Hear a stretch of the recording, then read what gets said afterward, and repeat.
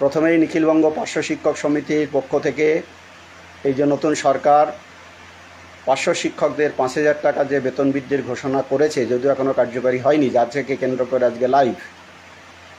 প্রথমে সরকারকে আবেদন করব যে যেটুকুনি আপনারা ঘোষণা করেছেন তার জন্য আপনাদেরকে অভিনন্দন। আপনারা অতি তাড়াতাড়ি এটাকে কার্যকরী করুন।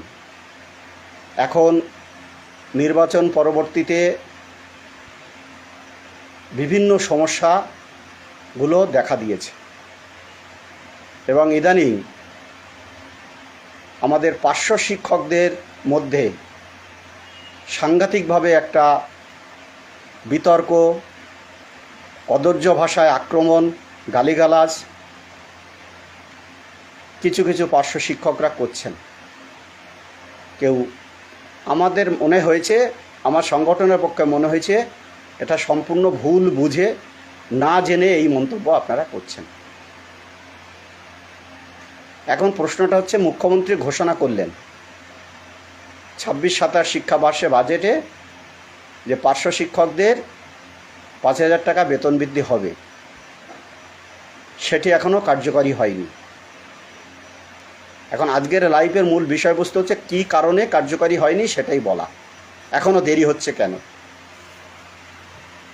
আমি সবাইকে বলবো একটু শান্ত থাকতে, অনুরোধ করব যে নিজেদের মধ্যে কাদা ছড়াছড়ি বন্ধ করে একটু ধৈর্য ধরে সরকারকে সময় দেওয়ার জন্য।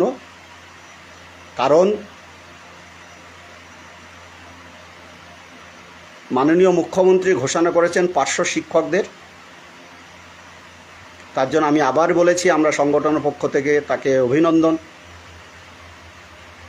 দীর্ঘ বঞ্চনার পরে 5,000 টাকা উনি ঘোষণা করেছেন। কিন্তু সমস্যাটা যেটা হয়েছে, যেটা না বুঝে ভুল ভ্রান্তি ছড়ানো হচ্ছে একটা অংশের পার্শ্ব শিক্ষকদের মনে, সেটা হচ্ছে আপনারা জানেন যে আমাদের সর্বশিক্ষায় প্রায় এই মুহূর্তে 81 থেকে 82 হাজার কর্মী রয়েছে। অর্থাৎ আমরা পার্শ্ব শিক্ষক, এমএসকেএসএসকে এই যে কেন্দ্র সরকারের যে অংশটা দেয় রাজ্য সরকার তার বাজেটে, প্যাব রিপোর্ট অনুসারে তাদের বেতনটা আসে। তাহলে এই প্যাব রিপোর্টে প্যাবে এই প্রায় 83,000 সংখ্যাটা তাদের স্যালারির জন্য পাঠানো হয়েছে রাজ্যের থেকেই কেন্দ্রে।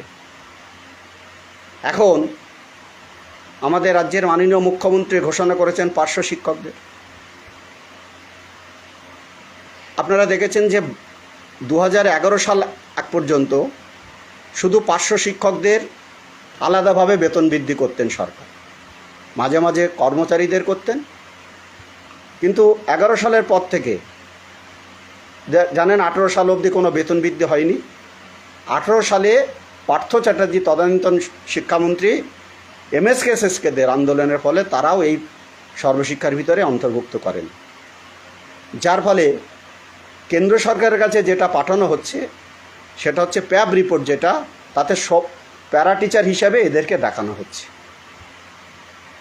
এখন মাননীয় মুখ্যমন্ত্রী ঘোষণা করেছেন পার্শ্ব শিক্ষক, কেন্দ্র সরকারকে সবটাই দেখানো হয় প্যারা টিচার হিসাবে। ভালো করে জেনে নিন যারা না জেনে কথা বলছেন এবং কিছু কিছু মানুষের উপরে বদনাম ছড়ানোর চেষ্টা করছেন। আমি হাত জোড় করে তাদেরকে নিবেদন করব, এসব করবেন না, বন্ধ করুন আপনারা।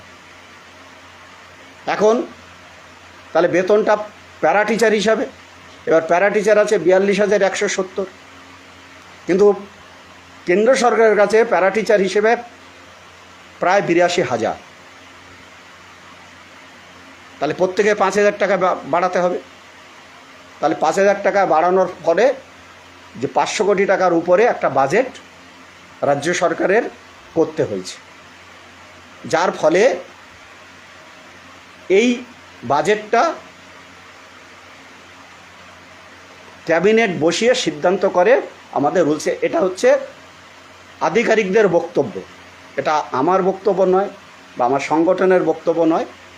কিন্তু পরে বোঝা গেল যে একটা নির্দিষ্ট স্ল্যাবের পরে আর্থিক যে চাপ থাকে তাতে ক্যাবিনেট বসে সিদ্ধান্ত নিতে হয়। এখন এইটা এরা আগে করে নিতে পারত, করে নিয়ে ঘোষণা করলে এই সমস্যাটা হতো না। তাই আজকে আমরা এসপিডির কাছে আবেদন করেছি। উনিও বলেছেন ক্যাবিনেট বসানোর পরেই আপনারা এটা পাবেন, জিও আকারে পাবেন। আমি আপনাদের কাছে হাত জোড় করে বলবো যে দীর্ঘদিন পরে 5,000 টাকা বেড়েছে, একটু আমাদের ধৈর্য ধরতে হবে। আমাদের জীবনে অনেক বঞ্চনা করেছে তৃণমূলের সরকার। সাথে সাথে এই কথাটা বলবো যে একটু ধৈর্য ধরুন আর নিজেদের ভিতরে কাদা ছড়াছড়ি বন্ধ করুন। বেতন বৃদ্ধির জন্য, সামগ্রিক বেতন বৃদ্ধির জন্য কেউ দায়ী নয়। এটা একটা স্কিম, সেই স্কিমের সবাইকে নিয়ে চলতে চাইছে সরকার।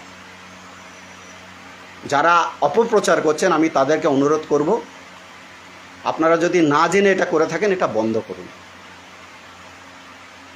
আজকের লাইফে কারো দোষারোপ করতে আমি আসিনি, শুধু আমার পার্শ্ব শিক্ষক কর্মীদের বলবো একটু ধৈর্য ধরুন। আজকেও আমরা এসপিডির কাছে গেছিলাম, 2-1 দিনের মধ্যে আমরা মাননীয় মন্ত্রীর সাথেও দেখা করব। আমরা চেষ্টা করছি প্রকৃত যে কতদিন লাগবে ক্যাবিনেটে সিদ্ধান্ত হয়ে সেটা কার্যকরী করতে। আমরা আজকে আপিল করেছি যে তাহলে যদি দেরি হয় অন্তত এরিয়ার করে যেন আসে, এটাও আমরা আজকে আপিল করেছি ওনার কাছে। আমরা চেষ্টা করছি, আমরা কারো বিরুদ্ধে দোষারোপ করছি না, আমরা আমাদের কাজ এটা। এখন এই বেতন বৃদ্ধি ভালো করে ভাবুন, দীর্ঘদিন লড়াই হলো, 32,000 37,000-এর লড়াই, 5,000 টাকা এরা বাড়িয়েছে।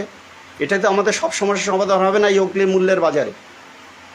কারণ 3 মাস আগে 1 লিটার সরষের তেলের দাম ছিল 160 টাকা, এখন সেটা 195 টাকা। 1 কেজি পেঁয়াজের দাম ছিল 25 টাকা, এখন হয়েছে 65 টাকা। 1 কেজি চিনির দাম ছিল 45 টাকা থেকে 50 টাকা, এখন হয়েছে 70 থেকে 75 টাকা। প্রতিটি জিনিসের দাম বেড়েছে। তাহলে এই যে ন্যূনতম যে আমাদের 5,000 টাকা বাড়বে, এটাও যে আমাদের সমস্যা সমাধান হবে তা তো নয়। তাহলে আমাদের এই সমস্যা সমাধান করতে গেলে সরকারের সাথে আলাপ আলোচনা করতে হবে, সবটাই রাস্তা আমাদের খোলা রাখতে হবে। তাহলে এই আলাপ আলোচনাটা কাদা ছড়াছড়ি করে নয়, যে যার মতো করুক, অসুবিধা নেই। পার্শ্ব শিক্ষকের উন্নয়নে যারা কাজ করবেন করুক, অসুবিধা নেই, কিন্তু অন্য পক্ষকে দোষারোপ করে নয়, দোষ দিয়ে নয়। পার্শ্ব শিক্ষক উন্নয়নের সাথে নিখিলবঙ্গ পার্শ্ব শিক্ষক সমিতি কি করেছে কি না করেছে নতুন করে বোঝানোর ব্যাপার নেই। সমন্বয় সমিতি কতটুকুনি উপকার কাজ করেছে নতুন করে বোঝানোর ব্যাপার নেই, সবাই জানে। নতুন সরকার পরিবর্তন হয়েছে, সরকারের সমর্থনে একটা অংশের পার্শ্ব শিক্ষকরা আছেন, আমরা সহযোগিতা করছি, কোনো অসুবিধা নেই। সামগ্রিক উন্নয়ন আমরা চাই।